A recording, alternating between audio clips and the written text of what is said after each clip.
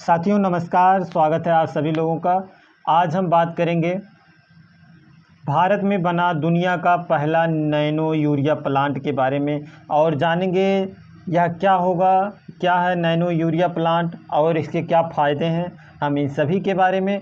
तो साथियों, आप पहले जानते होंगे कि यूरिया जो होता है एक पैकेट में आता था, जो हम अपने खेतों में छिड़काव करते थे। इस प्रकार की बोरी होती थी जो 50 केजी की बोरी होती थी, इसमें यूरिया आता था। तो ये एक क्रिस्टल के रूप में सफ़ेद कलर का होता था, जो देखने में चीनी की तरह लगता था। तो ये जो है हमारे यहाँ ये इसका उत्पादन अधिक मात्रा में नहीं होता, हमें यूरिया का जो है विदेशों से मंगाना पड़ता था। तो जो रूस वर्तमान समय में यूरिया का सबसे बड़ा उत्पादक देश है और यूरिया का सबसे अधिक निर्यात करने वाला देश भी रूस है। तो भारत जो है रूस से सबसे अधिक मात्रा में यूरिया को मंगाकर अपनी आपूर्ति को पूरा करता था। लेकिन वर्तमान समय में हुआ क्या, रूस और यूक्रेन का जो युद्ध चल रहा है उसकी वजह से यूरिया का जो है जितनी मांग है उतनी सप्लाई नहीं हो पा रही थी।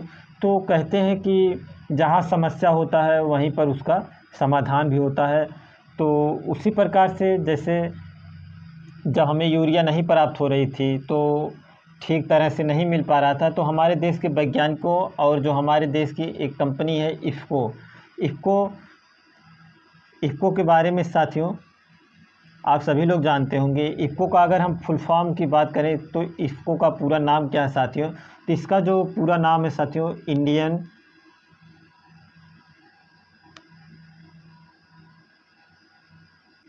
इसका जो साथियों पूरा नाम है इंडियन फार्मर फर्टिलाइज़र कोऑपरेटिव। तो इसने एक ऐसा यूरिया का निर्माण किया साथियों जिसका नाम रखा गया है नैनो यूरिया। तो और इसी का उद्घाटन किया है हमारे प्रधानमंत्री नरेंद्र मोदी जी ने। तो इसका उद्घाटन साथियों कहाँ पर किया गया है इसके बारे में पहले हम जान लेते हैं। तो इसका उद्घाटन साथियों गुजरात में किया है प्रधानमंत्री नरेंद्र मोदी ने। उस जगह का नाम है कलकोल। तो अगर एग्ज़ाम में पूछा जाता है कि नैनो यूरिया प्लांट का उद्घाटन कहाँ से किया गया, तो एक जगह है गुजरात में कलोल, जो कि गुजरात में पड़ेगा। वहाँ से प्रधानमंत्री नरेंद्र मोदी ने इसका उद्घाटन किया है दोस्तों। और यूरिया जो होती है साथियों यह एक क्रिस्टल के रूप में पाया जाता है, जैसा कि हमने पहले बताया। ये आप सभी लोगों ने देखा होगा चीनी के रूप में होता था। लेकिन क्या किया गया है, ये जो 50 केजी की बोरी आती थी हमारे पास, ये जो 50 केजी वाली बोरी होती थी, इसके स्थान पर साथियों इस प्रकार की बोतल में अब यूरिया आपको मिलेगा, जहाँ पर साथियों हम 50 किलो का अपने खेतों में बुआई करते थे। अब वहीं पर एक आपकी जो है 500 ml की यह बोतल है, 500 ml की यह बोतल है, वह 50 केजी बोरी वाले जो बैग वाला यूरिया था उसके बराबर होगा। केवल 500 ml का ये जो लिक्विड फॉर्म में आपका यूरिया है। और इसका हमें कैसे उपयोग करना होगा, इसका छिड़काव करना होगा स्प्रे मशीन से। जैसे हम खरपतवार नाशक का जो छिड़काव करते हैं मशीन के द्वारा, तो उसी तरह से इसका भी अब छिड़काव किया जाएगा, और जिससे कि फसलों को भरपूर नाइट्रोजन भी मिलेगा। लेकिन साथियों अगर हम यूरिया की कुछ पहले की कहानी के बारे में बात करें तो इसकी बहुत ही बातें हैं। जैसे पहले यूरिया जो होता था, यूरिया हम बाहर से मंगाते थे, तो बाहर से जो मंगाई गई यूरिया होती थी साथियों यह काफ़ी महंगी होती थी। यह जो है यूरिया हमें पड़ता था साथियों लगभग 3500 रुपये में। हम विदेश से जब मंगाते थे ये यूरिया, जब सरकार विदेश से यूरिया को मंगाती थी, तो एक बोरी यूरिया जो है साथियों 50 केजी की वह 3500 रुपये में पड़ती है। लेकिन सरकार क्या करती है, आपको छूट पर देती है, आपको वही बोरी सरकार 300 रुपये में देती है। और सरकार क्या करती थी, 3200 रुपये का घाटा सहती थी। 3200 रुपये का सरकार को घाटा होता था। और यह जो घाटा होता था साथियों, इस बार का जो घाटा सरकार ने भरा है, सरकार 1,60,000 रुपये, 1,60,000 करोड़ रुपये साथियों, करोड़ में है। तो सरकार को इस तरह से जिस ये जो 3200 रुपये का छूट ये जो सरकार भरती है, इसी को कहा जाता है सब्सिडी।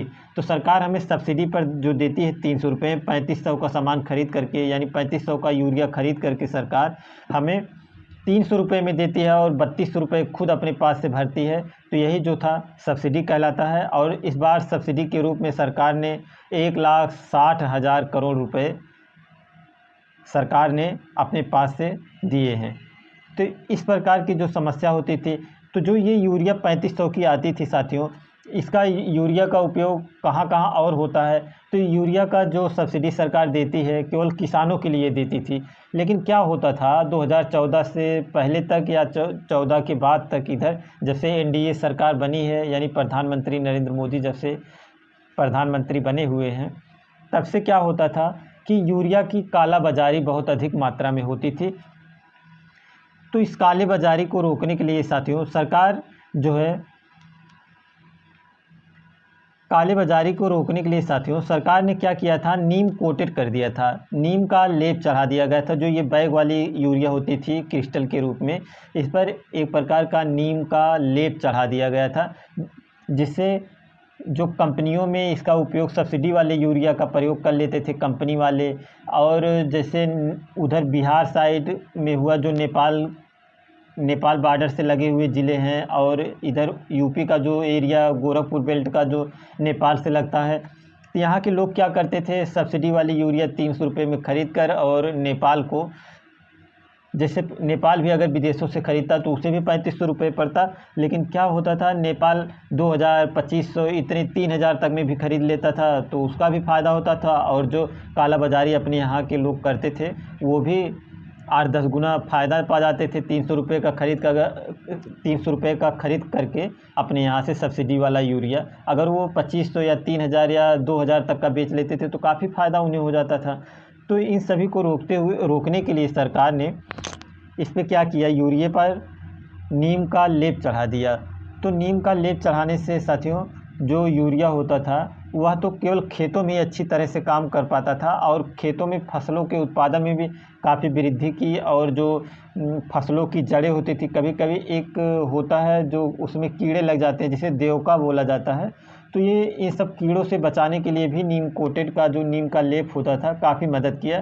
तो किसानों के लिए तो काफ़ी फ़ायदा हुआ, लेकिन जो ये काला बाज़ारी होती थी इस पर बहुत ही हद तक रोक लगा। लेकिन आगे चल कर के क्या हुआ साथियों, जब ये रूस और यूक्रेन का युद्ध छिड़ गया आपस में, तब से यूरिया की काफ़ी कमी होने लगी। तो अपने देश के वैज्ञानिकों ने और इफ़को कंपनी ने मिल कर के एक ऐसा यूरिया बना दिया जो दुनिया में अभी कहीं पर भी नहीं है, जिसका नाम रखा गया नैनो यूरिया। लिक्विड के फॉर्म में यह बनाया गया है। और जो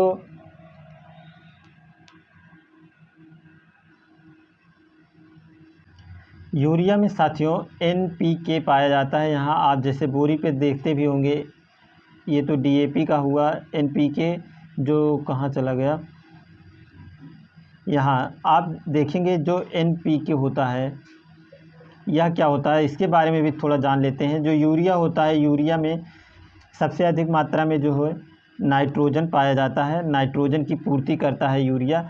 तो इसमें क्या होता है, जैसे आपका जो पाया जाता है NPK का जो फुल फॉर्म हो जाएगा आपका इधर नाइट्रोजन है, और P से आपका होता है फास्फोरस, और K से होता है आपका पोटेशियम। तो जो नाइट्रोजन होता है साथियों, नाइट्रोजन का सबसे ज़रूरी जो पेड़ पौधों के लिए होता है वह उनके पत्तियों के वृद्धि के लिए सबसे ज़रूरी होता है आपका नाइट्रोजन।